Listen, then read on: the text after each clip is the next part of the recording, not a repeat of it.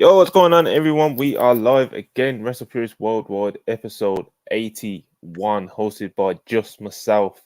I'm back with Hangman today. We have a fallen soldier, Joe Hulbert, will not be joining us this evening. And I'm going to get into that because he did prepare an official statement I can read to the worldwide audience. But, we're going to try and move forward as normal. Weekend recap, looking ahead at the week coming up. Of course, big week with AEW and WWE, both doing pay-per-views. The injury bug is still running wild at the moment. So, we got a few things to get into. Hopefully, a few people in the chat will give us some things to talk about. But yeah, man, first things first, please like, subscribe, send any super chats with any questions, any takes, any predictions, any topics you want us to get into. Turn on the post notifications. Hope everyone's doing good. Starting with my fellow co-host, my single fellow co-host for the day. Ibu, what is going on with you? Not much. Yesterday was a very somber and disappointing day because a basketball team that I fell in love with, the New York Knicks, their best season, most successful season in quite literally 24 years, has ended. They lost in Game 7 at home to the Indiana Pacers.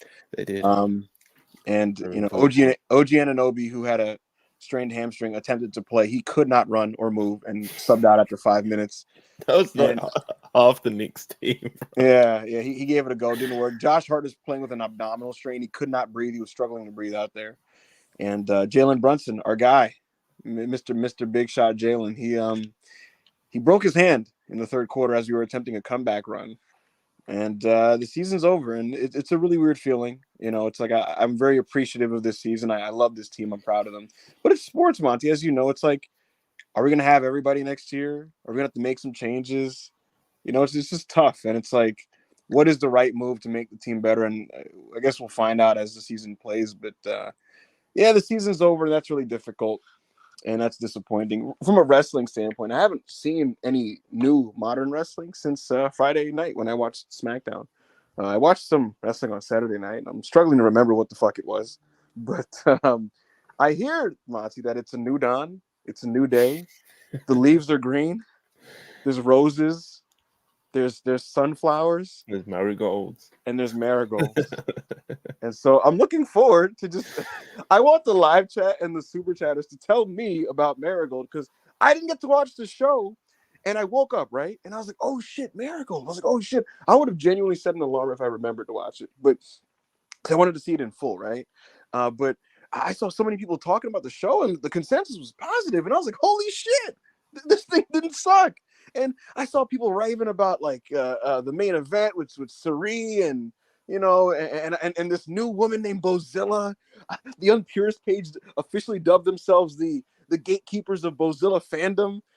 So I can't wait to hear about all that stuff. But otherwise, that nothing too new. So it's one of those shows where we're gonna let the crowd, I guess, dictate where this goes.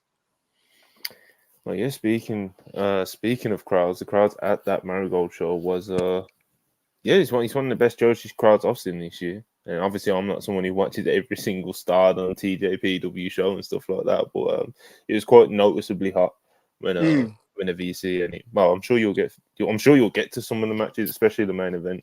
Yeah. It was a good show, man. I think it was safe to say. I know it's very early hours, but I think it's safe to say that the first show was a success. Like I said, hot crowd. A lot of the matches were well received. Bozilla, a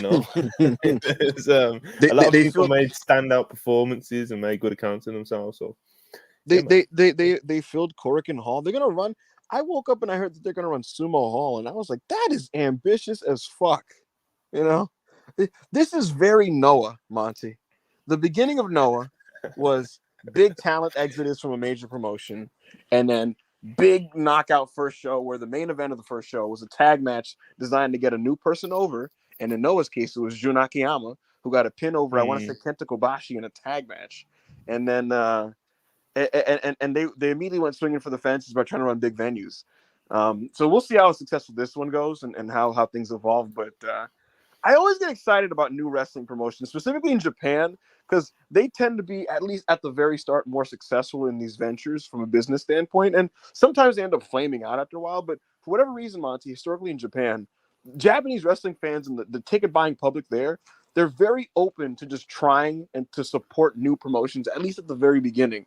Again, oftentimes like it'll flame out after like a year, but like new promotions are usually at their hottest at the very beginning over there. So it's exciting. Yeah, man, Rossi Ogawa, a real kind of like, you know, a classic promoter in the sense of The word. he, just the word of it, and him kind of embracing this new challenge of seeing, let's see what he can do in this first year, like you said, after the first few months or so, the kind of goodwill of helping this new promotion will settle down with the fan base, and it will have to stand on its own merit, you know.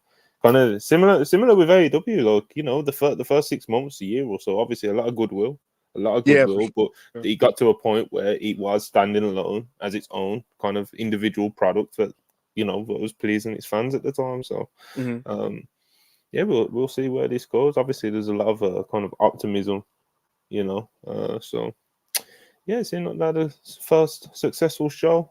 From what I've seen of it, I didn't watch the show from top to bottom, but from what I did see, very just very good stuff, man. Good stuff. Very, like I said, very successful first show from what I saw. So, well, we'll see what we'll see. Let's see what the love chat's saying. I've seen a lot of Bozilla love. Yeah, could someone tell me sincerely, like, is it are you guys memeing, or did she actually like look really Nah, fine? bro, I can tell you this, because I've seen Yeah. quite a decent chunk of that match. She's like, bro, she got legitimately over. She's a powerhouse. Like, she did a moonsault at one point. There That's was awesome. Bozilla chants at one point. Like, it was Listen, big Gaijin Hosses in Japan that do moonsaults and power bombs are all good in my book. So yeah, man.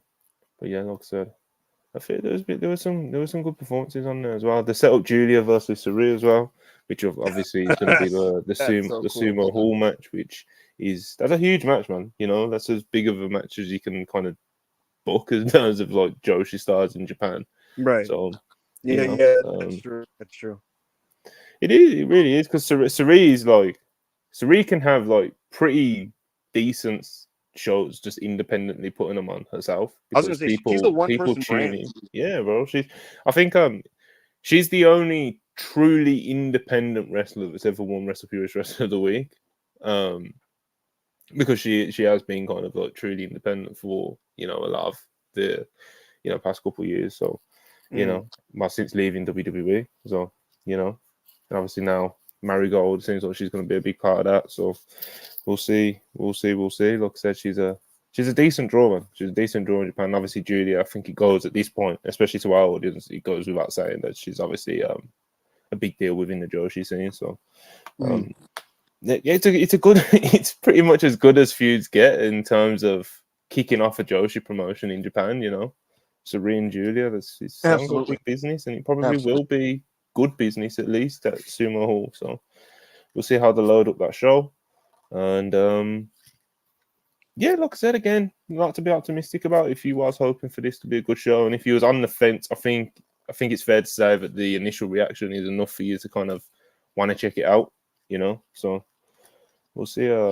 We'll see how things go after the next few more shows. Right, we've got a couple super chats. Keep them coming, people. We've got no Hulbert, man. We need to engage. You're the third man. Live Yeah, chat. I was gonna say, it's You're the third man. we need the crowd, brother. we need that Marigold. We need that backlash crowd. Andrew says the white women were bad, but Zeta has potential. Zeta Steele's a nice girl. Hopefully it works out for her. Showtime Spurs $5. He says, "Thibs ball giveth and Thibs ball taketh away." Yeah, a lot. I don't know if you've seen any of this discourse, Monty, but the narrative is that our coach Tom Thibodeau, who's a hard-nosed, old-school defensive basketball coach, that he ran the Knicks into the ground all season, playing them too long, and that's why they all fell apart in the playoffs. And look, You get that a lot. You get that a lot in football as well. Yeah, it's an easy take to make, but so many of the injuries are so like circumstantial and unrelated to just fatigue. Like OG Anunoby straining his hamstring running, maybe that one. But Jalen Brunson ran into someone like with his hand, and like Julius Randle in January fucking got fouled in midair and fell on his shoulder. Like that has nothing to do with coaching. But I love Tibbs for all his flaws, And yeah, I guess it does give it and take it away, but we'll see. We'll see how things go. Darren Walker, £5. Appreciate you as always. I was at York Hall and talked to Stephanie Vicaire last night. She is awesome. Though I did not see Charlie from WrestlePurists. I know that was the big star you was hoping to right. hoping to see at the show. Didn't Darren meet Charlie before? Yes. That's just I need a video of Darren Walker interacting with Charlie. But yeah, they did the Fantastic Mania show at Rev Pro, which just that's just a weird concept to me. Like, not Fantastic Mania. Fantastic Mania is cool, but like Lucha Libre doesn't feel like it belongs in the UK. I don't feel like you guys deserve it. I don't know. It just doesn't feel right. You know, like it just doesn't feel like y'all. You don't want it to travel the world, and you don't. What's wrong with Europe, bro? Lucha that's belongs. What it really is. It's not Lucha just the belongs, UK. It's Europe. Lucha belongs. I'll tell you where Lucha belongs, Monty. It belongs in Mexico. It belongs in Japan and El Paso, Texas. And other parts of Texas and California, Texas, Japan, and Mexico. You go to these other spots, it's not. I seen Lucha in New York. It's kind of weird. I don't know. It's not New York. It's not Europe. It's Europe. Do your little cat shit up there. Do that stuff. WXW. Right. Well, they do for the most part, but if some people want to do a world tour, it's an option. I'm still big on like certain styles belonging in certain regions. To be honest with you, this like wrestling globalization where everybody works a hybrid style is fucking disgusting. It's the worst. You're not down with it. No, I don't need to see white men doing Hurricane Ranas. Learn how to do a punch. Caden Lee at the Performance Center 199. Appreciate you as always. Going to Kurikan today for a mid-no card. Let's fucking go. That's real. Awesome. That's real. Awesome. Yeah. That's so sick. Just see some shitty fucking. Yeah, just some Noah, just some very like middle of the tour is a Noah show. Hoping you get to see Ninja Mac do a cool flip or something. Yeah, and he probably will. Ninja Mac works hard, like he will absolutely do that. He'll take that bet, bro. If Masakazu Funaki's on that card, or he's just gonna do some grapple fuck. Like that's just how it goes. Darren Walker, £5. Appreciate you as always. Danielson versus Satnam Singh this week. We need Danielson versus Jeff Jarrett to go 20 minutes on Dynamite next month. What would you say that? Yeah, I don't need that, but I am actually weirdly, perversely, sickly looking forward to Satnam versus Danielson. And funny enough, Monty, because the graphic did generate some conversation, but like it was like so blatantly obvious that Brian wanted to do that, and that's why it's happening. Like it's so blatantly obvious that he was just like, I want to work Satnam because he's a freak. He's a fucking freak. It's a unique challenge, and that's what Brian's all about, especially at this point in his career. He wants to. You don't want to just like wrestle like decent wrestlers and shit. He wants to do stuff that he hasn't ever had the chance to do, or people who who interest. Would you rather Brian go 15 minutes with Mark Quinn, or would you rather see him work Satnam Singh and see what the fuck happens? You know what I mean? I'd rather watch him wrestle Satnam Singh than most people, to be honest, bro. At this point in the game, because we know what the Great Danielson match looks like, right? And so it's like I want to see the science experiment. I want to see what the fuck is going to happen here. Now, here's the thing: it might still suck. It might fucking he might try his best with this guy, right? But ultimately, it just didn't really work, right? But you gotta try it out and see what the fuck happens. Yeah, man, you gotta see what happens. Like you said, someone's pointed out in the live chat that Ninja Mac is indeed in the best of Super Juniors right now. Oh yeah, I would not know that because I do not watch New Japan professional wrestling anymore. Our very own New Japan correspondent Ashutosh, hasn't he gave up as well? he renounced his fandom of New Japan, but he keeps up and hate watches it. I suspect his version of hate watching is just that kind of like the ex that keeps tabs on their keeps tabs on their former significant other just to see what's going on. And he's declared to me that like the juniors are the only positive thing in New Japan, which is pretty easy to believe. They're building things around Kosei Fujita, and other people are doing stuff. They have some interpromotional fly-ins, and also Blake Christian. But I haven't been able to catch up with Best of Super Juniors, but I do hear Ninja Mac is there, and I'm excited to see how things roll. You know what I did hear, Monty? I heard that Kushida, who was not originally in the tournament, but had to come in due to, I want to say it's an injury to Ryusuke Taguchi. Mm. They got Kushida in there, who New Japan doesn't give a fuck about, right? But out of circumstance, they're pushing him right now, and he's winning matches, and like it's No, it's just a... and it's like warming the hearts of New Japan fans. It's like it's it's nice to just get that feeling. You're seeing Kushida main event these shows and winning matches. It's just nice. It's nice. So yeah, I'm into that. His situation, creative and booking wise, pretty much ever since leaving WWE has been like pretty bizarre. Yes. Very, very talented wrestler, very, very strong resume. He just seems, like you said, New Japan just kind of don't really give a fuck about him these days. But because of circumstances, he's getting a nice little run. Hopefully, like you said, it's warming to the New Japan fans and stuff like that. Hopefully, it does catch a bit of fire. And in New Japan, it's weird. Like when you leave the company, like there's almost this thing of like you better succeed wherever the fuck you're going, and if you come back after supposedly failing, they make you eat shit, and like very few people can get out of that eating shit phase and actually eat again. Kota Ibushi came back from his flop of it wasn't even a flop, but he came back from WWE, and they made him be like a fucking like promotional tiger mask for a few months. So that's just how they do things over there. Tyrese Halliburton, $2. He asked if you're gonna cry. Tyrese Halliburton is,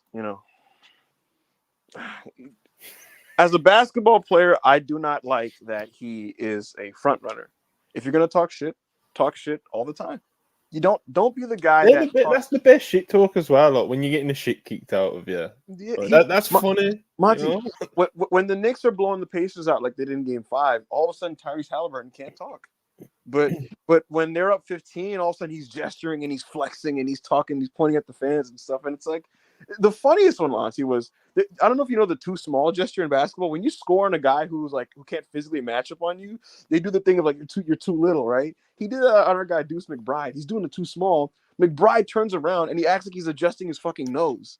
I'm like, what? You can't even do it to his face. What is this? What is this Zoomer trash talk? Xavier McDaniel went right head to head with Michael Jordan. Bro, fuck you. All this Knicks talk. You gotta read it in Brit, brother. No. All right. I'm gonna try and pronounce this correctly, but please forgive me in advance. Aditya Krishnamurthy, 100 rupees. Aditya. Shout out WrestlePurists, finally caught a show due to jet lag. Ibu, you think they'll call King Uso his yeetness if Jey Uso unfortunately wins King of the Ring. Also, Queen of the Ring prediction. His yeetness is crazy. What do you think, Ibu? You think that's a nice little stick? If you could see my face right now. His yeetness. I'd probably skip out on some Raws and just tell Rob to do his thing. just because of that soul. Yeah, no, genuinely, yeah, absolutely. The women's one, I'm not sure anymore. I'm kind of. It's a shame that like Tiffany Stratton's a fucking idiot because they obviously had to rearrange some results, which kind of result in like slightly problematic booking, in my opinion. That like is a little frustrating. And I guess we'll get to the King of the Ring and Queen of the Ring actually. Yeah, because I'm kind of annoyed at what the Queen final might end up being, but we'll see. This just popped my Ben Dixon. Money will be very spiteful to Ibu after he returns to WrestlePurists from a failed Wrestle Talk run. Listen to me, and I mean this. If and when I leave WrestlePurists, it will not be to do any other wrestling job. It'll be to fucking. I'll be in comic Twitter or fucking film Twitter. Yeah, I'll be on comic Twitter, sports Twitter, film Twitter, or some shit like that. I'm getting the fuck out of here. Jumanji Hunter, $2. Tyree's gonna stop DMing Ibu over those comments. Amen. Tyrese thinks I'm the authority on WWE information, so this probably will not happen until he realizes that I'm not the authority on WWE information. bro, hits me up and we're like, "What's on Raw?" Yeah. Who's Cody? Who's Cody wrestling at SummerSlam? It kind of pops me, but it's like really fun. Monty will be on the plane and it'll just be like, "Is Punk on?" I'm like, yeah. He's like, "Let's go." All right. It's ass what's advertised. Yeah, yeah. Well, the very first one, Monty was going in the fast lane. He was like, "Is Dragon Lee the third man on Team LWO against the Street Profits and Bobby Lashley?" And I'm like, "It might be him or Carlito." And he's like, "I hope it's Dragon Lee." Anyway, important matter to deal with right now, Bill. What's the important matter? It's Joe Horvat's absence.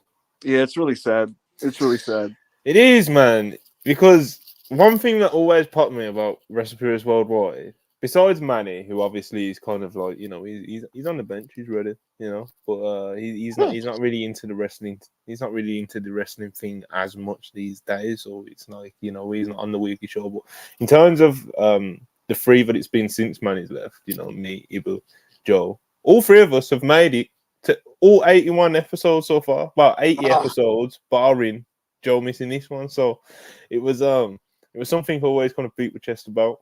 So obviously now me and Ibu are still streaking, but not the not whole, but you know, which is very heartbreaking because he is the glue that holds WrestlePurists together, you know.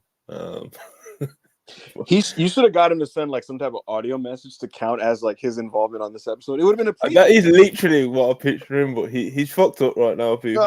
So I said to him, he said, this is how he brought the news to me today because I knew he was ill over the weekend, and was hoping he would be able to, like, I don't know, pull together some sort of Jalen Brunson type performance tonight on Worldwide, but he messaged me like late this afternoon. Like, I've only just stopped throwing up, and you know, thankfully I've stopped throwing up, but I will have to do the unthinkable and miss Worldwide. You know. And he said, "Say that I've been whacked by Manny or something."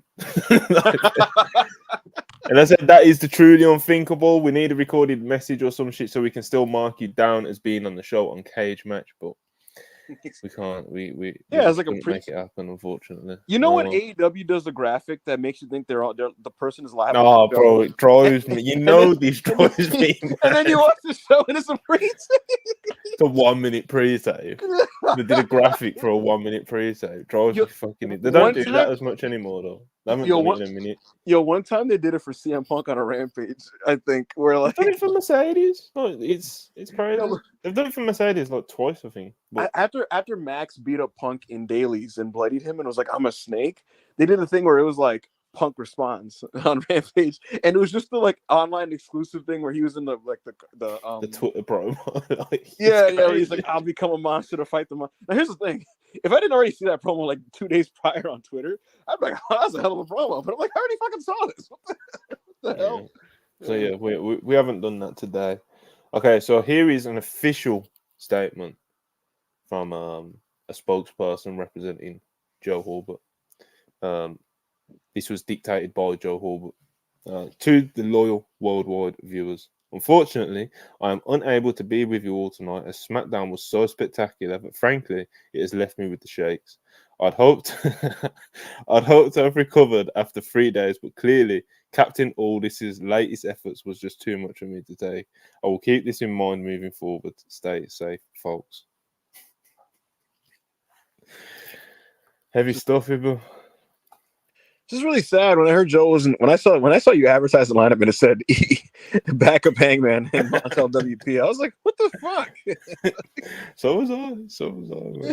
Man. We love having Joe around. You know, the people love Joe, and his co-workers love working with him. So you know, yeah, Simeon said Barry Bloom, yeah, and was Joe. I gotta take more bumps and shit. Like, it's bullshit. Oh man, we've got the live chat and the super chats. They're keeping us going at the moment, you know. Yeah, you guys. We got a good third man at the moment, so keep it going, people. And I guess this is kind of an excuse to kind of get into like any random discourse and topics that you want us to talk about, you know. Sure. So yeah, get them in, man. We've got like obviously we'll recap the weekend and stuff, but you know. Anyway, Hush 199. Tell Tyrese Dante dropped 40 on his head. DiVincenzo is like. He's scrappy, man. I like him a lot. He's like, I need a wrestler comp for Dante Dimitri, who's like a godly mid card. Just like Yeah, bro, he put up what was it, 9 3-pointers yesterday. I know he's went out in that, but he's a sick. yeah, man. That's the guy you keep, bro. Like he's quietly a monster. Anyway, we've stumbled onto the Knicks again. And John, $2. Brit Joe is busy prepping for war with Samoa Joe. And, they're in training camp. Showtime Spurs, $5. Appreciate it. Monty is the soul of WrestlePurists worldwide. Ibu is the spirit. Joe is the heart. Manny is the drummer. Yeah, man. We need to get money to watch a pay-per-view live or something, so we can actually. Monty, you should never. I think it's immoral. It is immoral to make someone who's successfully broken away out of pro wrestling to watch pro wrestling again. If someone breaks away from pro wrestling, yeah, but Manny was never like that deep. But like, when they break away, you got to congratulate them. I was talking to Chris O'Brien the other day, Monty, and he was just kind of like, he was talking about like just maybe getting more into like an anime bag, and I was like, good for you, man. Good for you. Or Jay Shell, who broke out of this and found success in real life. It's like good for you. You know, you don't got to talk about Chris LeGentle. Chris LeGentle. Good for you. We did very well over the past few weeks and not have like any super chats make us like break it down fully. Like I think on one of the worldwide, someone sent a super chat in, and we kind of. It was at the very end of a podcast, so like I made you do like a 3 bullet point 30-second, you know. But, we never got into kind of like a big WWE PR Chris LeGentle accusations and all that sort of, because you know it would have just been kind of a circle conversation. You know, obviously now it's a lot more simpler because everyone else has already spoke on it, and there's a lot less questions that people have. You know. Yeah, we know what the situation is essentially. Yeah, that's what I mean. It's just I don't know. There's not really any too interesting conspiracies around it all, to be honest. Like, PR's PR, man. It's a game, but yes, yeah, it's a game. Obviously, the most recent discourse coming from the Backlash press conference. You know, with a reporter being told that they asked a stupid question, and obviously everyone with 2 brain cells to rub together can tell you that that's not a good look. And yeah, but those and that obviously brought up the conversation of the press conferences and whatnot. But you know, it's a weird game. It's a weird game. All right, Darren Walker, we got a super chat from him. £5. Did you see the ref in Impact vomit last week? Is Gresham the new Papa Shango? Jonathan Gresham is coming into contact with people, and anybody that comes into contact with Jonathan Gresham is vomiting black goo. What is going on, man? Between the him wrestling and Leo world Rush, needs to do the wrestling world needs to do better to stick by and support these small black kings. You know, Jonathan Gresham, he's out here trying to do this gimmicky black goo shit. You got Leo Rush doing this gimmicky black goo shit. He was doing it on the indies. We seen him get booked for the best of the Super Juniors. Thought, yeah, he's gonna cut that bullshit out. You get me? No. And he's like, these are 2 very, very talented workers, bro. They are better than many wrestlers on television. So. And there's a video Leo posted of him in that like fucking paint and stuff, and he's like smiling. And he's like, "He can see you," and I was like, "You don't gotta live like this. You don't gotta live like this. It's fucking brutal, man. You don't have to." And you know what's crazy, Monty, is like, I can tell there's a collective respect for Leo in the wrestling community, because like people aren't making fun of it; they're just quietly grieving internally about what's that. Like I feel like this is almost a uniform understanding of like. Just let him. It's a phase. Hopefully, let him just like. No, I wouldn't let him do it, man. If I was a booker and it came to me that shit, I'd just be like, Monty, the indies have nothing going for it. So if Leo Rush tells an indie promoter like, I want to vomit back black goo and be fucking the demon Leo Rush, they're gonna like, go for it, brother. Bro, I promise you, yeah. If we did the WrestlePurists Invitational this summer. And I wanted to book either of those 2, and they were like, "Yo, you know, I'm gonna have to do do that thing, you know. I'm like, bro, well, next year, I you would know. I would politely suggest. I would politely just go. What about this? what, what about? But we don't do that around here, bro. You know, it's not necessarily the direction of our You promotion. know what Punk told Jack Would you Perry? be open to No, bits? we don't go do that on Wednesdays, you know. Go do that on Um, Wednesdays. Yeah. We don't do that Simeon on says in the live chat, Leo Saturdays. has earned the leniency. No, bro, it makes it even more for like because he's good. Like if he was shit, then I won't give a fuck. Like, Because you Mikey, know, that's the stuff that bad wrestlers do to get over. You know, like the bad wrestlers do gimmicky things to stand out because otherwise they don't stand out. That's the game. Leo Rush doesn't necessarily the thing, and I get it. Artistically, he probably feels like, man, everybody's a work rate guy now. Everybody works fast and athletic. It's like, what if I did this? This would be interesting. And I get it. And sometimes it's these wrestlers wanting to live out their like method actor fantasies and stuff. But surely, again, there has to be a better way. LBO Leo, which never got to see its full potential, I thought was really fun when he was like this shiesty fucking like, yeah, you know what I mean? 100%, bro. Forex trading motherfucker. That could you could do character work with that. You know, you could go full NXT with that in some promotion and film fucking vignettes and shit. You know, Why I don't is he know. not in NXT? Or like, why? I wonder why they've not picked him up again.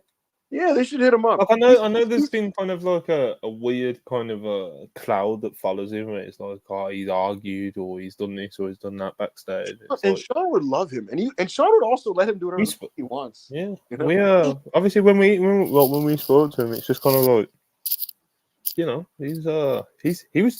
but when he was first like on TV, he was so young, you know. But yeah, I'll just Brainbuster in the comments is right. Black goo is like something Blake Christian should do. You know, where it's like things aren't really working out. You know, just go spooky. You know, you either go goth or spooky in wrestling when shit isn't working out. But with Leo Rush, I didn't think things weren't working out. I just, you know, he's just kind of unlucky. yeah, But especially with like his like health and injury issues and stuff like right, that. Like it's, right. you know. He's not even 30 yet, if I'm not mistaken. Yeah, someone in the chat said he's 29. Someone says, I imagine he wants a main roster contract. Well, yeah, I'm sure. Sure he does. I think he'd get one though. That's the thing though. If he did, like, he wouldn't need it long, I know, because he can talk and everything. So it's like he would just be on NXT, kind of more so in like a waiting for the right spot on the main roster sort of thing. Yeah. Someone said Leo being Bobby's hype man was bees. You know, obviously, like a lot of the storyline that actually went with it was like garbage, but like that in a vacuum, like Leo with Bobby, like, it was really good shit. But obviously, Leo's got a lot of value as an actual in-ring wrestler as well. So, you know, but yeah. Anyway, enough of black goo ruining wrestlers that we like. Okay, let's start with a bit of this weekend recap. So, SmackDown, we had the what would we call them? SmackDown quarterfinals? Yeah, the quarterfinals. Tamatonga versus LA Knight. Bro, did you watch? You didn't watch SmackDown live, but I'm not sure how you watched it when you caught up with it. But like, I'm sure you've seen the clip of Tamatonga just making his. Well, I don't know what he was doing here, but do you know what I'm talking about? Yes, I do. Tama was pacing back and forth.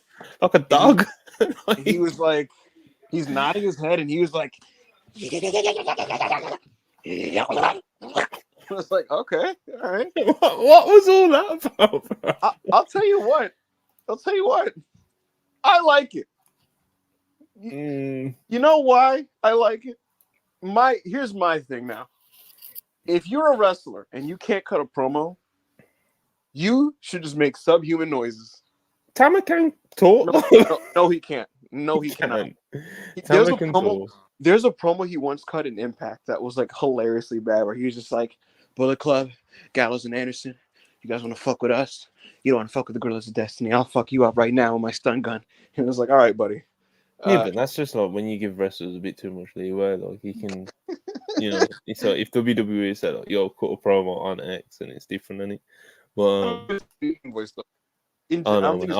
it's I think when it comes to people in the bloodline that you want to be more like a rabid animal, I don't think Tama's the one that you could have picked, because like you could have used that to make someone like Tangaloa interesting. You know what I mean? Who it needs feels it like more than it like feels like Tongaloa's job is to just be well dressed and stand there. Which fair, you know what I mean? Fair play. In all seriousness, like, yeah, look, it's a little silly, but genuinely, I didn't. I don't know, like, it just, to me, like, his whole thing so far has just been this rabid fucking psycho, and he doesn't speak much. And I take that over wrestlers who cannot talk being forced to speak for long periods of time. There's a wrestler. that's one extreme or the other, isn't it? Like, For sure, for sure. The happy medium is he's just a silent killer. You know what I mean? He doesn't have to go, he doesn't have to turn into fucking the Tasmanian devil or a Cyberman from Dragon Ball Z. But I saw the clip. I did see the clip before I got home and watched SmackDown. yeah, he an interesting one indeed. Because like, at first, I kind of got the impression that he was just going to be kind of like the vicious one. Do you know what I mean? Like, obviously they did the big blood angle and stuff like that, but it's like now it seems like they're trying to, like you said, like trying to make him like fucking, I don't know, Tasmanian devil or some shit. You know? I knew that this was direction because dude, in the beatdown angles, he was acting like a wolf, bro. He would like beat the shit out of Kevin Owens, and they had to pull him off. And he's like, arr, arr, arr, and, he's fucking stomping on him and biting him and headbutting him and shit. I kind of dug it. I remember I pointed out that Backlash pay-per-view, like, his ground and pound is better than a wrestling worked ground and pound usually is. He's a decent wrestler, man. He's a decent wrestler. Like, he don't jump off the page or anything, No. but him doing well, him like being able to swim, and kind of like just kind of get by in a very strong, good position that WWE have put him in. It doesn't really surprise me whatsoever, Tangaloa's first match has been announced, too. Yeah. So we'll see how much smoke and mirrors we can do with that tag match, because I am still kind of surprised that they actually signed him, to be honest, because of physically I'm happy for him. Not good for him, but right. Jesus, Yeah, he's like, that's the thing. People try to dunk on the Tama Tonga signing, and it's like, at the end of the day, it's like he's actually a decent pro. Tonga Loa is not a good wrestler, and WWE fans are going to learn that soon. Funny enough, I saw some WWE fans already beginning to turn on the Solo Sikoa bloodline. Like, they're just posting pictures of Solo looking like a fucking just looking because it's crazy, bro. They're going too. It's too much. It's too much. They've gone too much with it. To be honest, the visual with the red coat and the black gloves and the hair, hilarious. Solo leading this team and making these stern faces with Heyman like in the corner, jostling his jowls and just being like, "Tribal Chief." The visual looks like he looks like an Austin Powers villain.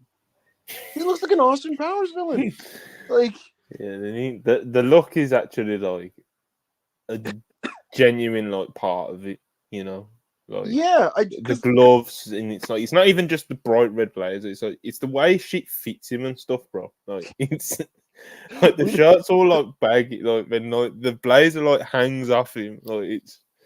Because I'll tell you what, in the build to Backlash, I actually liked this bloodline stuff because it was different and it was interesting and it was new and it was kind of unpredictable. And every angle that they're doing was pretty fucking good. Like, they did a blood angle with Owens. They did one where they crashed the car into the other car, things like that. They just felt like these dangerous. A lot of the angles are still good. Like, it's just right, but now they've more so settled into just being villains on the show rather than like this unpredictable, like, just force that just brings violence to the show. Like before it was like Heyman like didn't know what was going to happen. You didn't know who was popping up, when they were popping up, and they're fighting and killing people. Now it's like this is the evil group led by this fucking evil mastermind, fucking Solo Sikoa, who has his pinky in his mouth and shit. So yeah, it's trending in a way that's not exactly positive for sure. I don't think it's unsalvageable, but I do think the sooner we get Mr. Jacob Fatu, the better, because Solo Sikoa is just not him when it comes to being that guy, the guy that leads the team. So they're asking for a lot of him. Yeah. They're asking a lot. So yeah, Tama Tonga beats LA Knight.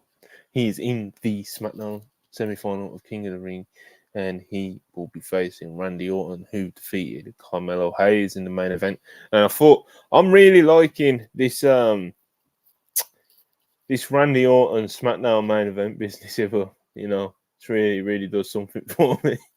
Feels big time. Randy Orton always feels like a big star, and he just knows how to get people in the main event, bro. You know, takes his time. You know, gets the people into it, sells. You know, it's just I kind of just how it's done. You know, for sure. I kind of wish this went 3 segments like AJ and Randy did. It went 2. And I totally agree with you in the sense that like Randy as a, because here's the thing now, all the things that used to make Randy just kind of suck at times works to his advantage now. He has that legend respect from this audience, and they're absolutely happy to fill in the gaps for him. Like they're like, brother, just sell into your main shit. We're gonna just chant Randy and RKO. Don't even worry about it, Randy. Don't sweat it. And he's like, cool. And yeah, like he's so over. And I discussed this in the space that I did a couple nights ago, Monty, because Jey Uso's victory over Ilya Dragunov sparked a conversation about bags and having a bag in wrestling, right? And my stance is this: if you can do different types of moves and you can do them well, then yeah, that's cool. That's obviously like an advantage, right? But having no bag or having a limited move set is not automatically bad. It's just really, are you a good worker and do you know how to fill the space in between the moves with proper work? And I say that because Jey Uso right now in his wrestling style just isn't particularly appealing, and I don't think he's good at filling in between the gaps, because before he would do so with viciousness, with aggression, with shit talk, right? Like he was never like a technical savant out there, but he'd do a move and just be like, "Yeah, what now, boy? Talking all that shit. Come on, boy." Oh, and give like do a fucking punch or something. Right now, it's not much. Randy Orton, the timing and placement of when he does his signature shit, it's Keiji Muto level in that it's like 5 key moves that he times the best, and it leads to, now that there's heat in these matches, very good wrestling. The AJ match last week was phenomenal business. This wasn't quite as good, but it was still very good. I want to pivot though, Monty, and I want to talk about Carmelo Hayes. The reason why I want to it's talk not about really a Carmelo pivot. It's the same match. Hayes, but we're gonna redirect the conversation here because I want to. Okay. Carmelo Hayes, Monty. He's somebody that was presented in NXT as him and the guy, and when I shoot, I don't miss, and Melo don't miss, and he was like the fucking star player and this and that. And he's positioned as the best, the number one guy, right? And there was some criticism from some people who thought he didn't have main roster upside because of his size. And there were other people that just kind of said their disconnect with Carmelo was that he just wasn't as good as the gimmick and presentation would suggest. He just wasn't as good as that. And that's fine if they felt that way, right? That's fine. But what I think is interesting, Monty, is that in the main roster, he is saying the same things and in theory presented the same way. But the act is repurposed in a way that's much more believable and less, I guess, cringeworthy. And so it fits much better to me. What I mean by that is in NXT, he would unironically call himself him, and you're led to believe that he's just the best wrestler in NXT, even though the show had Ilya Dragunov, right? On SmackDown, he says he's him, and LA Knight is like, look at this fucking jack off. Like you could spell, congratulations, you could fucking spell, kid. Like it's passed off as like, look at this fucking overzealous, cocky little fucking dipshit. Who thinks he's better than he actually is. Okay, you're the number one draft. Him being the number one draft pick was a gimmick to give him this internal confidence. But relative to the SmackDown locker room, he's just some fucking kid. And what I like is he's put in position to continually work with guys who have more experience than him. And he has a lot of over baby faces to work with. So he can do the cocky heel stick and slap you on the back of the head and be a dickhead. And it just works better. And so also because of that, the size doesn't work to a detriment to him because it fits the whole presentation. Because now it's just, look at this little fucking shit. But there's obviously some natural talent there. That's why he was drafted high. But he's going to learn that it's a hard knock life on the main roster. You're not Cody Rhodes. You're not LA Knight. You're not Randy Orton. And you're going to learn that through fucking BFTs, RKOs, and Crossroads. But over time, though, because he's showing his skill set over time. He is going to catch up to these fuckers, by hook or by crook. And it's going to be fun to watch that progression because it's already actively happening. After SmackDown went off the air, he cut a promo, Monty, where they asked him about his loss to Randy Orton. You know what he told Kathy Kelly? He said, I didn't lose. I just didn't win. And then he talked about how, if you notice, I'm main eventing a lot of these SmackDowns. So I'm getting he basically said, I'm getting a bigger bonus and pay because he's main eventing the shows. And he said, I'm going to take that money. I'm going to take my girl out. I'm going to have a nice night out. And so the money thing and the draft pick thing is a big backdrop to his character. It's very similar to MVP on SmackDown in the mid 2000s. And I think it's going to help him. And I honestly think they're doing a really good job with him. He's not going over in these matches, but I think he's getting over. Yeah, man. I think there is definitely something to be optimistic about with Carmelo Hayes. Especially if you did kind of have your fair reservations going into his main roster run, because of course, as you correctly touched on, he was presented as the guy in NXT, and that was never going to come across well if they tried doing that on the main roster. No. So as like I said, as you correctly mentioned, they've adjusted it pretty well, and so far so good. I think it's fair to say.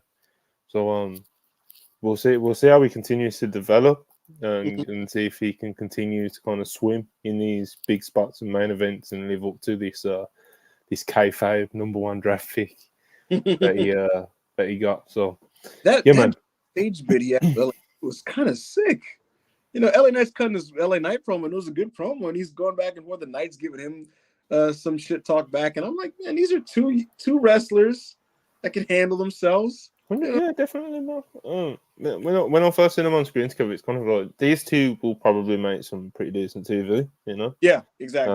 Going from week to week to week, because they can both talk. I don't think anyone, even if you did have reservations about Melo's in-ring work, and I think the reservations on Melo's in-ring work are kind of overstated, but I guess you could say fairly, because of how he was presented in NXT as being like the guy.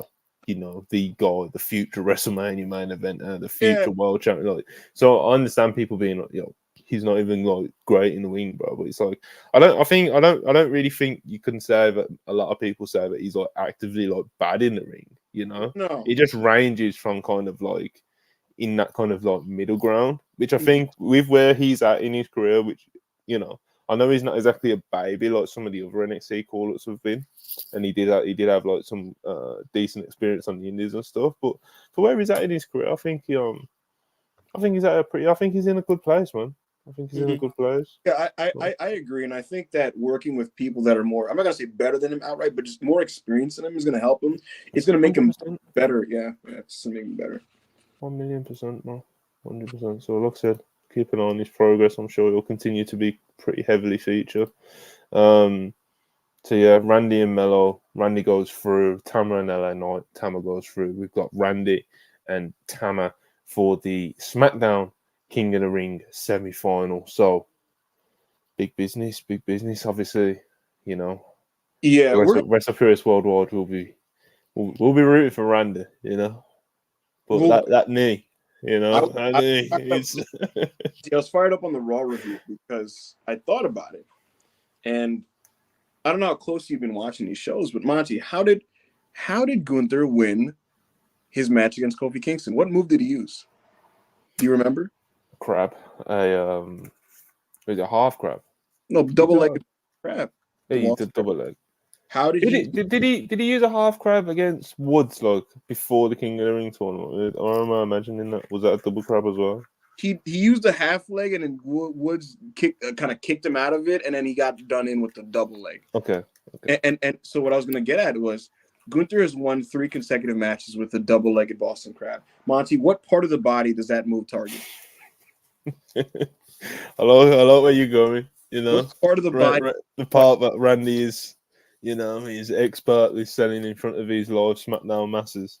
Absolutely. And so, my goodness, could you imagine the fucking drama of Randy Orton versus Gunther in final, where the move that did in so many WWE superstars, it tapped out Xavier Woods, it tapped out Sheamus, it tapped out Kofi Kingston. Hopefully it taps out this fucking Yeet merchant tonight, right?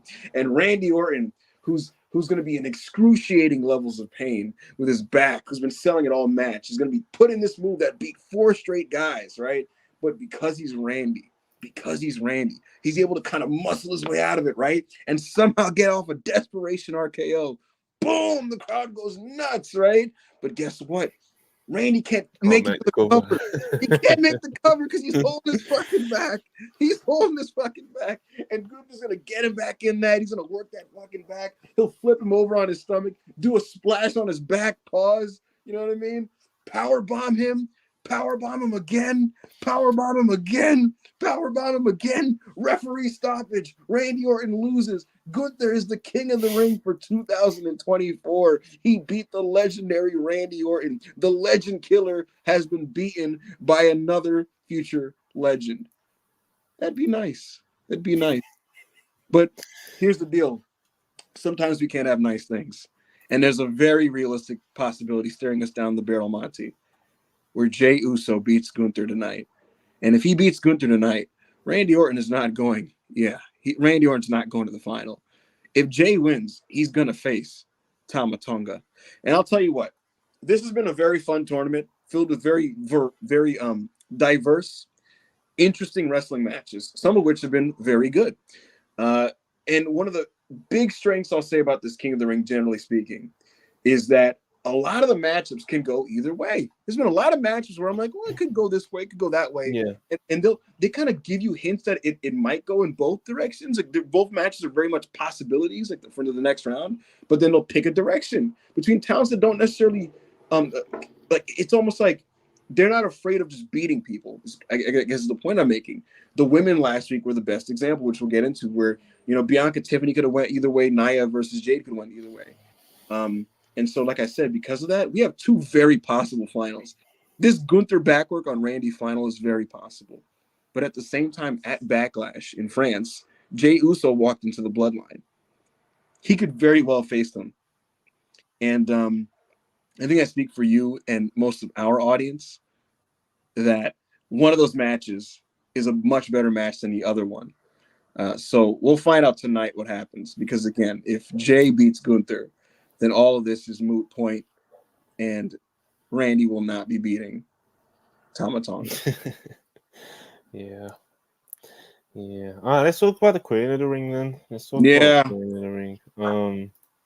All right, so SmackDown side, the Queen of the Ring quarterfinals. I guess we'll start with Tiffany Stratton versus Bianca Belair, which I guess we'll have to talk about the controversy from Tiffany Stratton's inexplicably moronic post that she posted on Instagram. Was it an Instagram story? Yeah, she fucking shared that video where it's her punching Bianca off the apron, and the audio was from some like World Star video or whatever, where it's like black bitch with a fucking sound effect, and she shares it with the laugh emoji, thinking it was going to be this innocuous post. When you work for a fucking $1 billion company where that's just unacceptable, and of course as a result, there's all this controversy. Her match is taken off the advertisements for SmackDown. It then gets put back in place after a couple hours. PW Insider has to come out with a report saying that everything is good with Tiffany, but I suspect that there's more to that story because, quite frankly, Monty, I'm willing to put money down that Tiffany was originally intended to win this match. I am very, very, very certain that she was supposed to beat Bianca due to Bianca's injured knee that she sustained against Candice LeRae. And Jade Cargill was going to defeat Nia Jax, and they were going to find a way to get Tiffany to this final. By the way, the graphic leaked of Tiffany with her Saudi gear.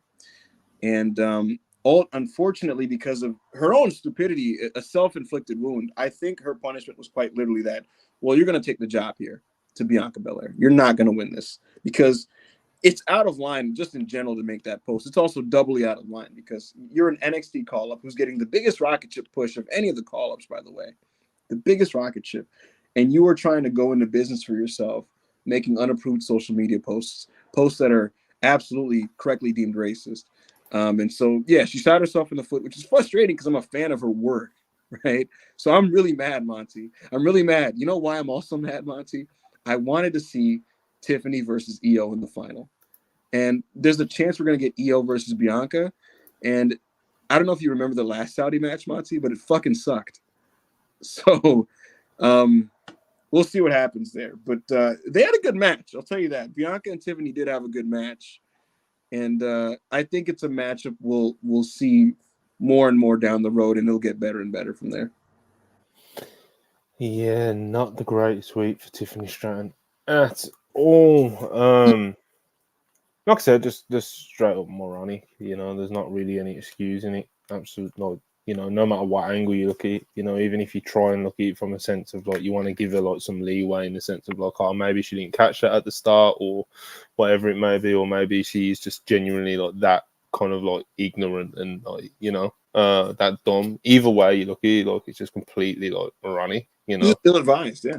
Yeah. So it's like you said you'll put money on that you think she was going to win the match, but Yes. it's like we'll probably never find out.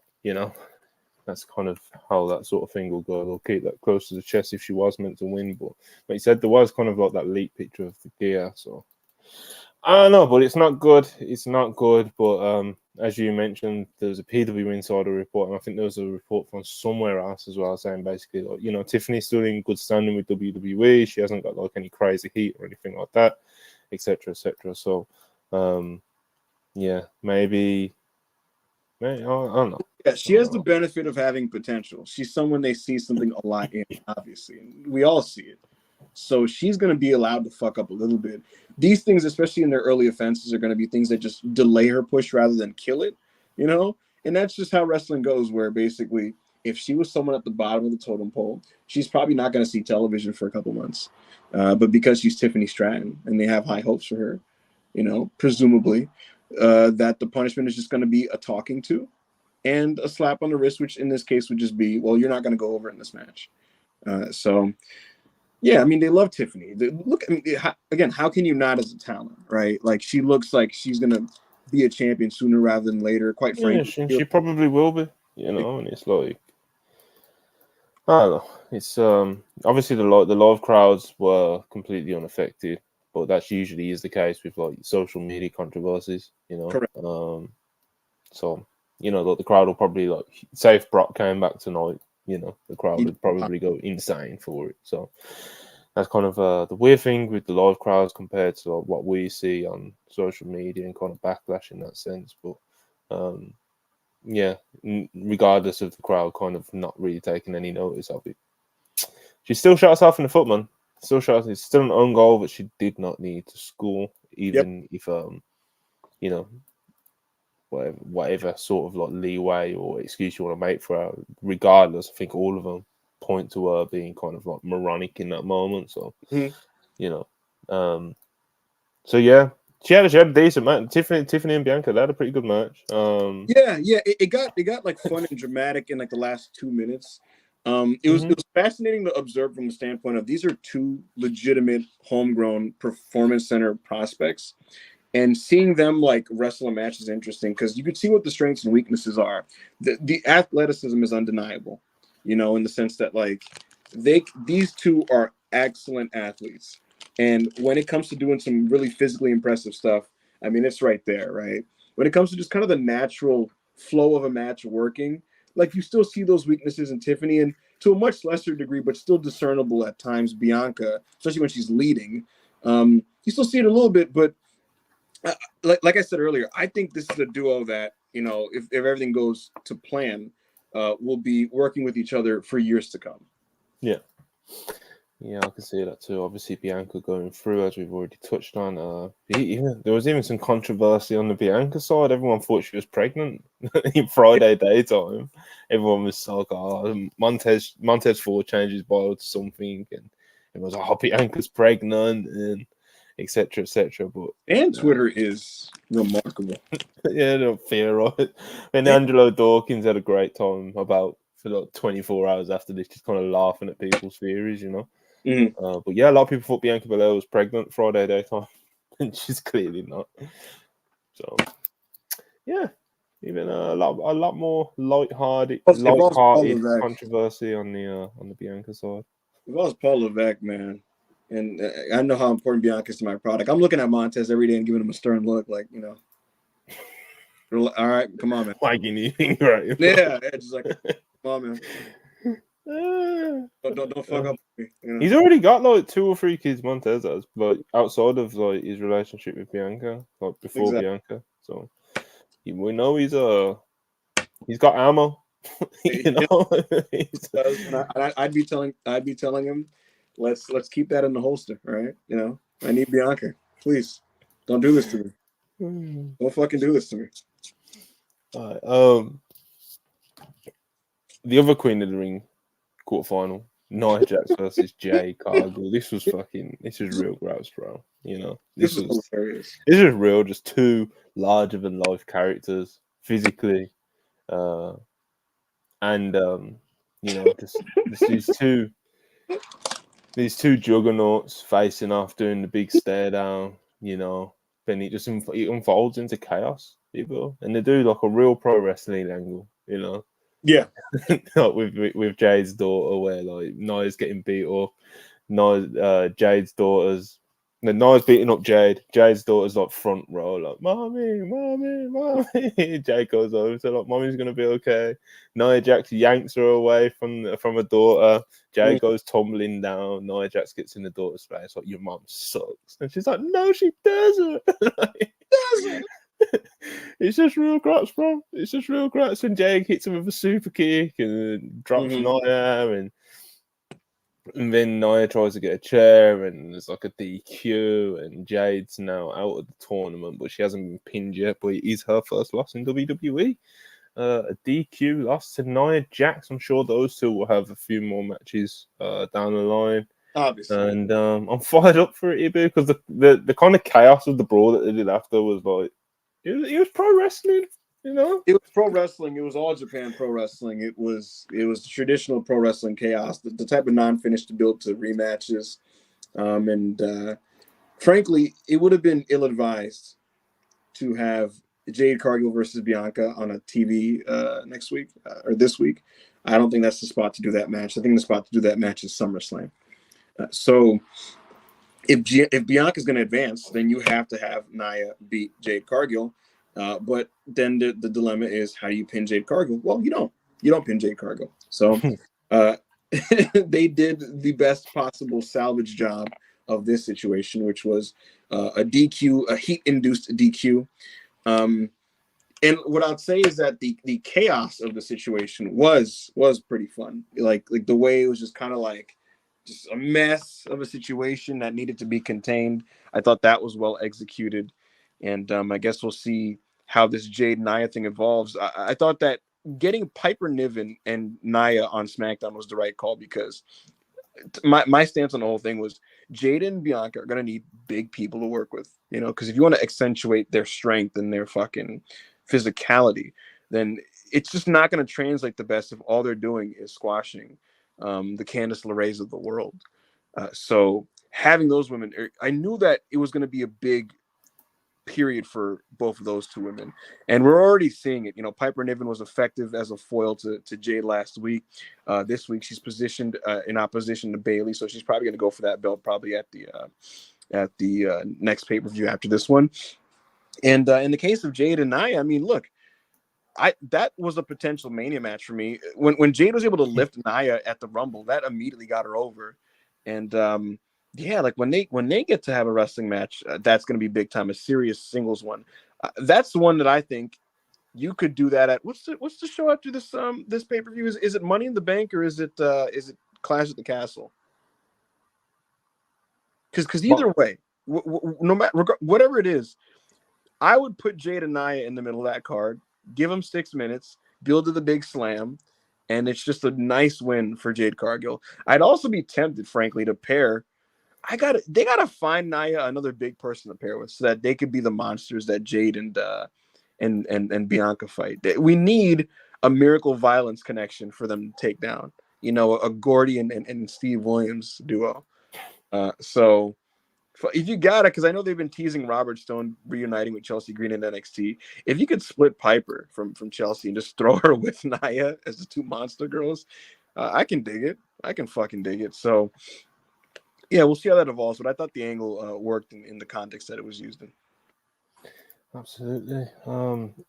they're getting a lot of juice out of Nia since she's been brought back, man. And she's been, I think it's safe to say that she's been a pretty successful signing, to be honest. I know we like to have our fun and like, yeah, Nia Jax every time she fucking breathes, but like, genuinely speaking, right now, like I said, I think WWE have been able to get quite a lot of juice out of her, and I think she has risen to the occasion more often than not, to be honest. And she's actually had some really cool moments, you know. So, Monty, someone in our comments said Bozilla. hey, man. Could you just imagine Hunter with his hands in his pockets looking at Regal? They're watching the Marigold tape, and he's like, "What do you think? You know, what do you think?" Listen, bro, Rossi knows how to make a star, brother. So they're gonna be locked in for Bozilla one day. So yeah, that was. Rossi's gonna trade Bozilla for some EO Sky appearances. That's what's gonna happen here. So that was SmackDown, I guess, kind of like the Queen of the Ring, King of the Ring stuff from there. So yeah, the SmackDown semi-finals are Tama Tonga versus Randy Orton in the King of the Ring, and Bianca Belair versus Nia Jax, Queen of the Ring. So yeah, man. We'll see how it turns out. We'll see how it turns out. Not the worst semi-finals, I don't think. All right. What else? SmackDown Logan and Cody's contract signing. Ibu, you got anything you want to say about this? Cody's your guy after all, you know? Yeah, it was surprisingly better than I expected. I'm indifferent. I'm a Logan Paul moderate, but this match is the type of freak show matchup that like you'd get from Cody Rhodes and like Daly's Place in 2020, 2021. In my opinion, it's very Cody Rhodes pilled. You know, it's a kind of weird and like fun and quirky. As a segment, this was like the good kind of pro wrestling horseshit where you get lately, you know, lawyers involved and they're looking over contracts and disputing things. You know, at some point, I'm just yelling for J.J. Dillon and Jack Tunney to get involved, or you know, call Sergeant Slaughter in there or something, or Gorilla Monsoon to make sense of this chaos. But yeah, look, this is going to be a match that we'll see how it goes. I think the best version of this is really fun, and they removed the two belts aspect of this, which okay, sure, I guess. Like I don't know, all right, but yeah, as a segment, I thought it was a good segment. Yeah, man, it was pretty decent for what it was. You know, WWE contract signing segments kind of what they are to me, anyway. You know, it was fun for what it was, and I think that's going to reflect kind of what the match could be. Is fun, you know. So we'll see how it goes. Logan Paul did have he had a stare down with LA Knight, which I think a lot of people are kind of just waiting at this point for LA Knight to get the US title. So that's one for the future as well. Yeah, On top of this as well. That has to be the big one for him because LA Knight's not going to win any of the world titles anytime soon. So, but he is as a wrestler deserving of a big title victory of some kind, and so that sets the stage for the U.S. belt to be the one that he goes for. And Logan Paul is a big enough star that is going to feel significant. Yeah, and on top of this, Bailey and Piper, you know, Bailey's been getting into like these little run-ins backstage with Chelsea Green and Piper Niven. So Bailey versus Piper could be a good one for the future. You know, I'd get into that, man. I'd get all into that. Yeah, for sure. I'm a fan of Piper Niven. I think they could always do more with her. I think she's a really good wrestler. Yeah, man. So that was SmackDown. We'll touch on AEW, their 3-hour block of TV, but we'll do some super chats again real quick. Get them in ASAP if you want them read out now. Hush199, appreciate it. Ricky's comments pretty much saying he's leaving. I didn't get that from like if you think Ricky's leaving, then I wouldn't say that you're crazy for thinking that. But I think if you like base it off just the comments that he made in that interview the other day, I think that is kind of baseless, you know. It's like he's asking like why he's not on Dynamite, and he's talking about like, you know, I wish I was on Dynamite, I wish I was on Dynasty. He's saying like in one of the quotes from the interview as well, he's something along the lines of, you know, one of my goals was always to be at WrestleMania, but nowadays that isn't my goal. My big goal is I want to be on the next All In. I didn't get to be on All In last year, and that was really disappointing. But this year, I really hope that I can be on All In. So he's talking about All In and shit, bro. Like he's not. Then like him just saying that, I don't give a fuck what people say about Punk. He helped me a lot. Like that's just him. That's just his one-on-one personal relationship with Punk, and similar to his comments about Cody as well. So, you know, of course he's of course he's going to say, look, I want to be on the shows and I'm not, and I don't know why. I don't think there's anything wrong with him saying that. And in terms of saying that he has like good friendships with like people like Cody, Punk, etc., then I don't think that's anything that's like, oh, he's definitely leaving. But again, if you do think Ricky probably is on his way out, I wouldn't think he was crazy for thinking that, just not basing it so much like off his recent comments, because I don't think his recent comments indicated that. What do you think, Ibrahim? Am I crazy? Or? Yeah, look, man, this Ricky thing, it's always going to be one of those things where he's going to have a slightly adversarial relationship with AEW fans that are defensive, because he's passive aggressive when he's dissatisfied with his creative, and he also kind of does these interviews where he's not gonna hide it. Like, he's not gonna hide his feelings about where he stands, and it's always gonna kind of tread that weird line, because for some people there's the paranoia of, well, you're so positively influenced by Cody Rhodes and CM Punk, so clearly you want to go. And I genuinely think his stance is, I'm open to leaving if I don't get what I'd like, but I would just like to grow within AEW. What's more, I guess, of a productive conversation to have is just that, has his time in AEW come to an end naturally? Because there's nothing wrong with a wrestler having high hopes and high goals for themselves, right? There's nothing wrong with Ricky Starks wanting more for him in his career. There's nothing wrong with him trying to achieve higher levels. There's also nothing wrong with a promotion just seeing someone at a certain level and keeping them at that level. Like, it's entirely AEW's prerogative to just, in their minds, be like, well, Ricky levels out at this level, and that's where we see him at. But then again, if you're a self-respecting wrestling talent that wants more, then you can leave when it's your time to leave. So that's really just how I see it. Like, as an adult, it's just like, okay, AEW sees him at a certain level. He sees himself at a different level. If his deal is expiring and this is a catalyst to lead him to leave, then that's more power to him. Your question was basically, do I see it as like him just wanting to go? I'm not sure. He might. He really might.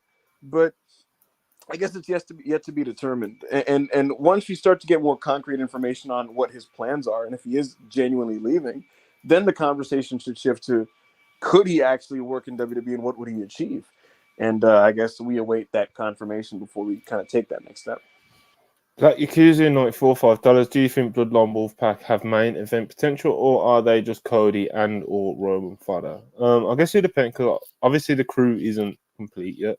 You know, I think the actual issue is kind of something that kind of got touched on, but I think it was like a WrestleVotes tweet / report, where it's like they're worried that, you know, when Jacob Fatu comes in, he could outshine Solo, and that's why they're going so hard with like the Solo being central of this like Wolfgang, this Bloodline Wolfpack thing at the moment.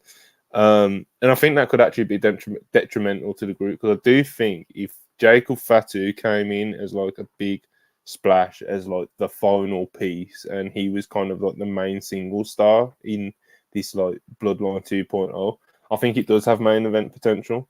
But if your main single star is going to be Solo Sikoa, then I think that does genuinely hurt it in the long term. You know, I think right now it's cool because like Roman, you know, Roman's been. I know obviously like there's been a lot of criticism of it of it online, but in like a broader sense, of course, it's like it's been cool at the moment. Like just like, you know, Roman's gone, Solo's taken over the bloodline. Paul Heyman don't know what's going on, but it's like that'll only last for a certain amount of time. And again, similar to like the conversation we was having like early in the podcast about like a promotion having like good faith and people giving it a bit of time, then after a while it will have to stand on its own merit.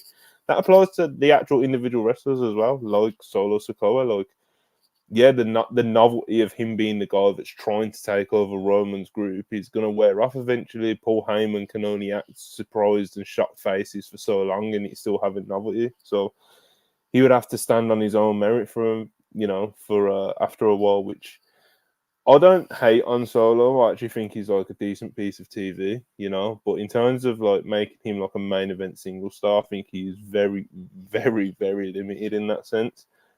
Still young and still can develop, but he's not really showing the strides that I would expect to see from a like future world champion main eventer sort of thing. Where's Jacob Fatu? Jacob Fatu with WrestlePurists. He could He could beat Cody Rhodes, you know. Yeah, he's big time. That's just the bottom line. He is big time, and he's big time. And Solo is a supplemental piece, and that's just really all there is to it. Yeah, like I said, if Jacob Fatu was like the central single star, then I think that raises the ceiling of the group as a collective, you know. So yeah, we'll see. Kale 50 pesos, appreciate you as always. Julia walking into the Serene match as NXT and possibly Red Belt champ would be quite the visual. Ibu, you want to give you a prediction you give me before the show? Yeah. The expectation is she wrestles at NXT Heatwave. I think she will be walking into this Marigold Sumo Hall show with either the NXT Women's Championship or the NXT Women's North American Championship. There you have it, folks. That is a prediction. Lock it in. 21st of May. 20th of May we're Buoys actually, so you can get that early date.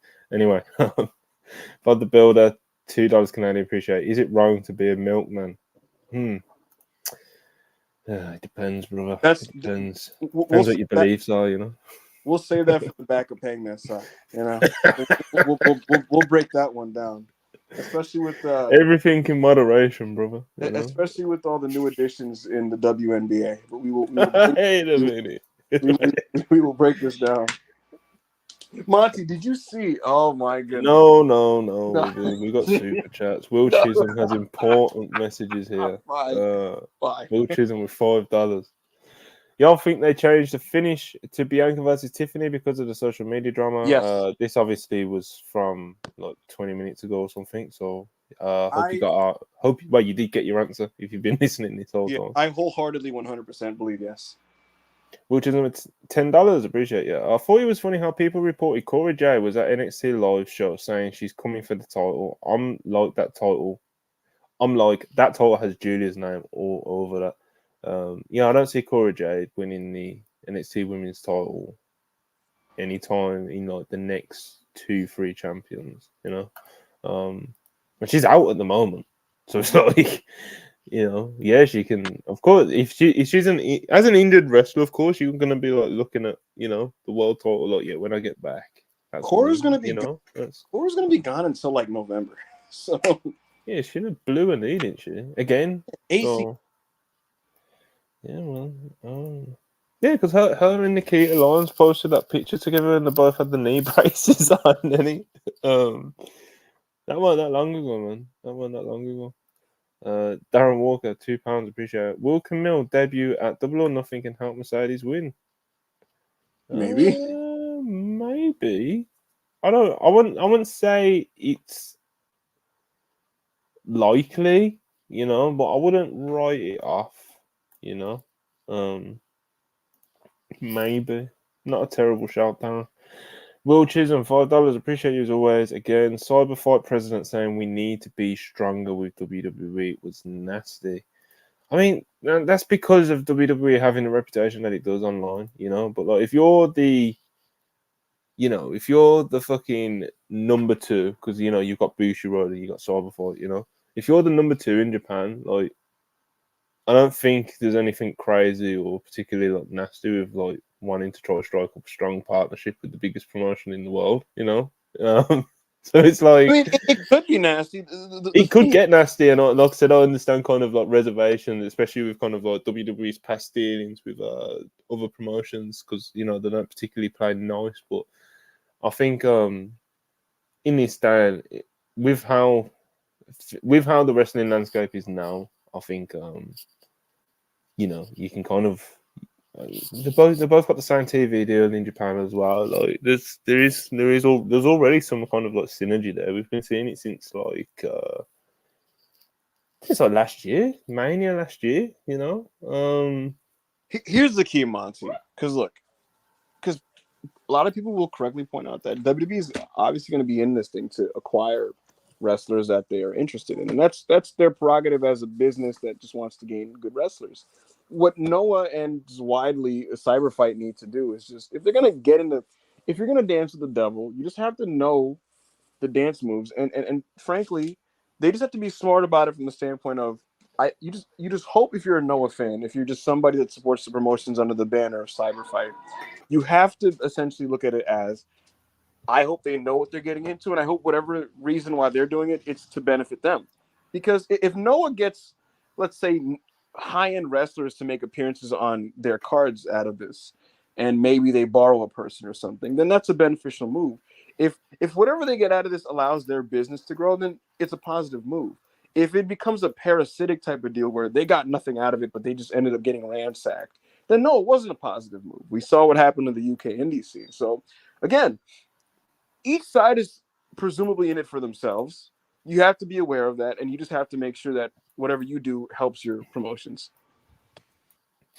Push 199 would gun for work, Noah. I think he absolutely would if he had the opportunity to. Oh, if he'd love to do it. Like, just if you asked him. Yeah, absolutely. All right, man. AEW Collision Rampage 3-hour block of TV. Some decent wrestling, but in terms of significant happenings, not really a lot going on, man. A lot of these weekend shows, whether it's like the Friday 3-hour block or the Saturday 3-hour block that they've been doing, I just find them. We spoke about this in private, like for a few weeks now. It's like they're just so kind of like inconsequential and, for lack of a better term, unproductive. You know, like there was that big free. They did like one of the 3-hour blocks just before Dynasty, I think I want to say. And it's like you've got a live 3-hour show like the day before you fucking pay-per-view, and like you didn't do anything to build your pay-per-view really. Like there wasn't really any big angles or anything like that, or anything that was like the big angle leading into the pay-per-view the night before. It was just kind of like, you know, you just kind of get these 3-hour blocks of kind of like moderately decent wrestling matches with like a little backstage promo here and there. You might get one significant happening within like the whole 3 hours. You know, What makes it strange to me though, Monty, is like at least like the one in Daly's place, right? Like you got like two very good matches out of like that had like the Phoenix match, and you had a swerve match with Claudia that was quite good, but the in-ring didn't peak as high here. But beyond that, it just felt like 3 hours of essentially maintenance and stat padding booking, which would have made sense, at least logistically, in the rankings era. But we don't really do rankings. So what is the point of stat padding wins for key wrestlers? It's just TV wrestlers getting wins over ROH level talents or Rampage level talent. Johnny TV is doing jobs to hook, you know, and bro, that FTW like Contender Series. Yeah, like what the fuck, bro? Just book the match. Like just book fucking Hook versus Shibata versus Brian. Like you don't need to do. Well, they would do that. Like if AEW was still just 2/3 hours of TV a week, that's what they would do. But now we're in the content era. We have to fill time, and so to fill time, we'll do the. It's criminal though, isn't it? Because it's like everyone's got everyone. Every AEW, even the most loyal AEW fan, bro, has like 2 or 3 wrestlers that they think are like underused. Whether it's fucking, I know some of these people are probably injured. Well, we know Hobbs is injured now, but whether it's Hobbs, whether it's Ricky Starks, whether it's Takeshita, whether it's fucking, you know, fill in the blank, bro. Like, there's a long list of people that have like good fanfare, like online and stuff, that just like disappear off TV and blah blah blah blah blah. Like, and there's like. We've said it many times over the past 2 years now since the big signing spree of 2021. But they've got an all-time roster, man. It's so stacked. It's overstacked, if anything, you know. And we were just talking about Ricky Starks. The roster's so stacked that you can kind of viably believe like AEW see Ricky at kind of like a certain level, and that has led to him not really being involved on the product. If you've got a roster where someone of Ricky's caliber, then what he's proven on TV is like deemed as not really important to get on your TV. Then clearly you've got a very, very stacked roster. So that would indicate to me that when you have these 3-hour blocks of TV, you want to be able to do productive things with these amazing talents that you've got.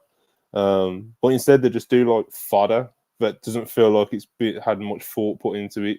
And it just feels like, again, I keep using the word like inconsequential, unproductive.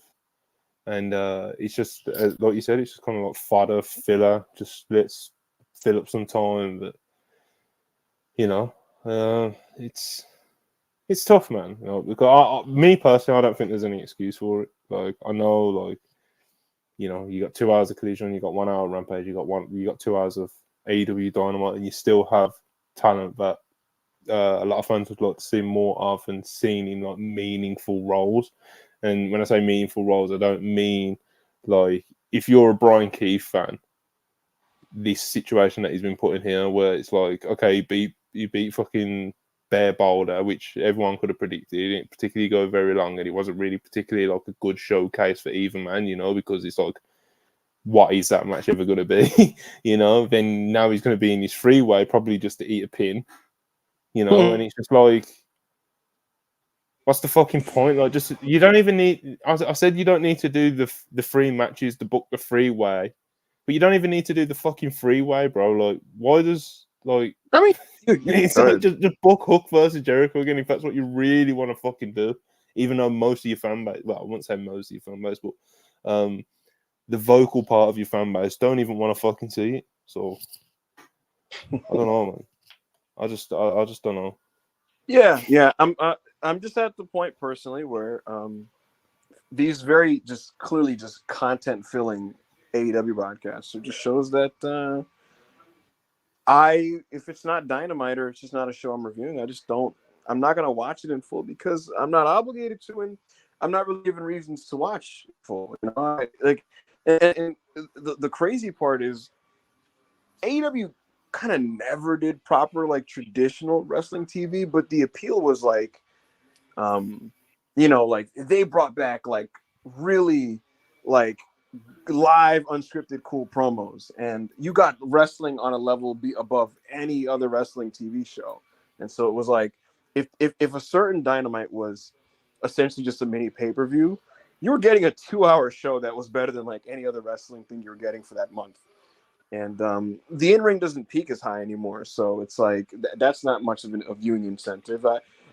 In fact, like the AEW TV match has a pattern and formula that's like to be expected at this point. And so the back and forth AEW match, especially one that's 50-50 in about 14 minutes with a very clear and obvious winner that you can predict, that's not as appealing. A lot of great promos don't get the live promo time. The angles aren't that hot.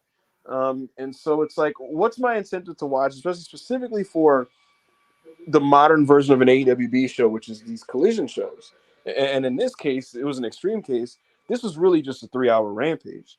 What's my incentive to watch? And it's like, again, if I wasn't just keeping up to keep up, and if I wasn't keeping up just to review it, I'd really just not watch unless someone recommends me a notably great match. So I don't know. I don't know how this is gonna change or what, but it's still something worth pointing out because I mean, you would think it could be more productive than this. Yeah, 3-hour block. I wonder. I don't know, man. I think it's a shame what Rampage became, in the sense that like they just kind of gave up with it as soon as like it started to kind of like trend downwards ratings wise. They kind of just turned it into a punt, and like now Collision is slowly like becoming like super inconsequential and not really like threaded into like the big picture stuff. Well, you 5 hours of TV, man, and only 2 of them feel like worth your time as a fan. I don't know, man. I don't know. I don't even know how to fucking word it. But anyway, well, I was going to say on a brighter note, but definitely not on a brighter note because it's injury news. Apparently Athena picked up a injury to her leg, according to PW Insider, during the tapings last week. Eddie Kingston has a confirmed broken leg. Ivar is weighing up potential surgery. Not sure what he's doing yet. I guess the only positive is Dominic Mysterio revealed that he's healing up pretty good and he's doing physiotherapy twice a day. And he's hoping to be back sooner rather than later. He was able to avoid surgery this time. And man. But Eddie Kingston, obviously, he's off Team AEW now and he's going to be out for a hot minute, which is, of course, massively disappointing. But I did have kind of my suspicions that Eddie he'd been feeling the bumps recently, but our boy Eddie. So hopefully you can get a nice rest up and kind of come back at a nice level of fitness, Yeah, that'd be nice. I'd like him to do that, and I'd like him to get right, and I'd also like him to just try something different when he comes back, because I do think it's time just for Eddie Kingston to just try something different, an approach in terms of character and all that. Darby Allin being in this Anarchy in the Arena match is very exciting. It makes the match like much more exciting in my opinion. Because I mean, He's awesome. Yeah. he's awesome. He's great. If he makes it, yeah, right. Yeah, it seems like they've got. It seems like they've put Daniel Garcia kind of there as like a precautionary measure. You know. which, yeah. Yeah, it's crazy. Things seem to be in flux when it comes to that. But when I think AEW and AEW original and people to represent AEW, I mean, it doesn't get more AEW than Darby Allin. He's a day one guy. So if he can be in the match, this could be great. And I think I said this last week that like I wasn't really into seeing another Anarchy in the Arena, but AEW did the trick where they just put a bunch of wrestlers I liked in it. They put FTR, they put Bryan Danielson, and now you have fucking Darby Allin. So I am locked in on that. I am very up for that. Like when it comes to matches on Double or Nothing, I'm excited for. It's pretty much the Willow Nightingale match. It's that one. It's Roderick. Oh, yeah, of course. The three biggest matches, you know. Right. So, yeah, I'm into it. We'll see how things turn out, I guess, with Eddie Kingston, and hopefully he feels better. It's a shame. It always sucks when a guy gets hurt on a show that's not even the main promotion, like that they work for. It's always like, fuck, It's unfortunate. Yeah, it's unfortunate, but hopefully you don't want promotions to get discouraged from letting their wrestlers like do stuff, you know. Right. Which obviously is kind of like a worry as a fan point of view when this shit happens. So, but yeah, man, big week this week, Gibble. As you just touched on, AEW Double or Nothing. You know, the three main matches on that show. It's been billed as a triple main event. Yep. Which I fucking hate that shit, man. But Team AEW versus Team EVP. That's what we'll call them, Team EVP. Anarchy in the Arena. And the first Anarchy in the Arena is like so iconic that like even though the second one was like a good time, like he just didn't live up to it like at all, you know. So it's like it's a weird one, and it's pull off like a great Anarchy in the Arena from the small sample size that we've seen, you know. And then we've got Swerve Strickland defending versus Christian Cage, and to be honest, it's quite unfortunate the way that like, you know, Swerve being world champion, it's great and everything, but it's like it's so overshadowed by like the EVP storyline, in my opinion, that it's like it's lost like a bit of its like luster in the sense that like there's like a cool novelty to like Swerve being the first African American world champion in AEW, and it's just something that you would want to be like shouted about a bit more, you know. And him being kind of like a more prominent part of the promotion. But like I said, it's kind of like, unfortunately, being slightly overshadowed right now. And then you got Willow versus Mercedes, which of course is Mercedes' first match in like a year, her first match with AEW, and a rematch of the match where she picked up her injury, you know, against Willow Nightingale for the New Japan Strong Women's Championship. This time it will be for the TBS Championship, and the stakes are high, bro. They're high. They're very high. I'm very excited for this. AEW have a Flair Dusty dynamic finally on the card in a main event level. Willow Nightingale should be the face of the promotion. And I'll tell you what, Monty, after a very, very bizarre first month, I have been enjoying the last couple of weeks of Mercedes. Since they've been able to kind of hone in on this feud, it's gotten better for me personally. And we'll see how she comes, how things go after this. But I'm very, very excited for this match. I think like the best version of this is special. Yeah, man. I'm inclined to think the same, to be honest. Huge believer of Willow. Would not be mad at all at her even winning this match and defeating Mercedes clean. But I think we get a heel turn. From Mercedes with her picking up the win. So we'll see. WWE King and Queen of the Ring is also this weekend. Of course, we've talked a lot about the King and the Queen of the Ring tournaments, which is of course like the fucking base of this show. And then with Cody versus Logan, which we've touched on as well. But yeah, hopefully WWE have another good premium live event. The Saudi shows, sometimes the crowds can be a little bit weird, so it'll be interesting to see how some of the stars and matches are received there. But if they can hit some good momentum, I think it should be a good time, and we'll see how these. It's a big one tonight, Raw's about to start. Yep. Jay versus Gunther. It's going to be a big one. Sami Zayn's facing Chad Gable in a non-title match, and I think what they should do is Chad should beat Sami. I don't really care how, but he should beat him, and Sami should end the Bronson Reed chapter of this saga by pinning him in the three-way in Saudi, because then after that you can have Chad Gable have the obvious easy out and explanation of, you didn't beat me and I beat you in a singles match, so let's make it so they might do that. I think they should do that. It would just make sense to move on from Bronson after this point to then focus solely on Chad and Sami, which again I do expect them to do. All right, a few super chats, and we're going to wrap it up and get out of here because, like I said, was about to start. Jumanji Hunter, $2. Appreciate you again. 3 hour Dynamite would feel like a drain on a cold AEW.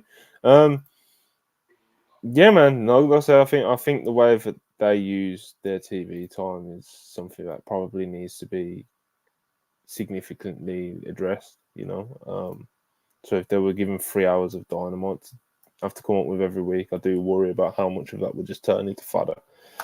Jumanji Hunter, $2 again, appreciate it. What's your main event for Double or Nothing? Well, obviously, I won't blame anyone for being inclined to think that it'll be the Anarchy in the Arena because it'll be the most awkward one to follow because of the type of match it is.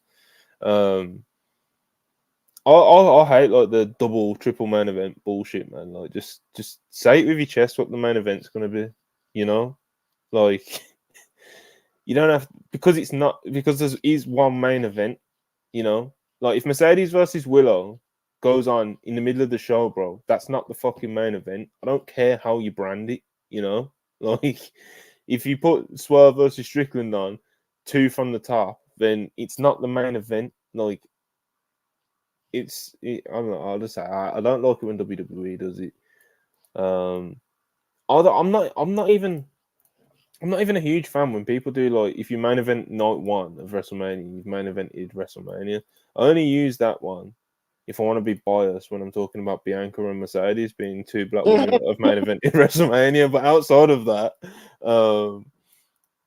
even that is just like whatever. So never mind like on a like just like one of your pay-per-views. 3 main events. Like, nah, bro, you got 1 main event. You just being a coward about fan backlash wanting the women to main event, for example, Because I think I said this in one of our chats. It'd be like if Willow and Mercedes were main eventing, bro, like that is something as a promotion you'd be shouting about, Like you wouldn't be doing triple main event if Mercedes and Willow was actually the main event, Yeah. So I think that kind of gives away that it's probably Anarchy in the Arena as well. So right. Showtime Spurs, $5. Do you guys think we get Jay White Pac singles match added to Double or Nothing? No, I think we're gonna get a trios match. Same.